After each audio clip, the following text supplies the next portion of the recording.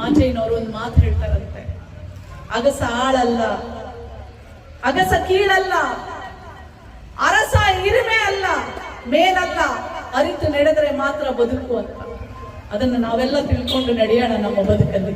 ನಿಮ್ಮ ಸಮುದಾಯದ ಒಂದು ಕೀರ್ತಿ ಪತಾಕೆ ಮಡಿವಾಳ ಮಾಚಯ್ಯನವರು. ಅವ್ರ ಬಗ್ಗೆ ನೀವು ತಿಳ್ಕೋಬೇಕು. ತಂದೆ ಪರ್ವತಯ್ಯ, ತಾಯಿ ಸುಗುಣಮ್ಮ, ಹೆಂಡತಿ ಮಲ್ಲಿಗೆಯಮ್ಮ. ಮಾಚಿದೇವರು ಹೇಗೆ ಭೂಲೋಕಕ್ಕೆ ಬಂದ್ರು?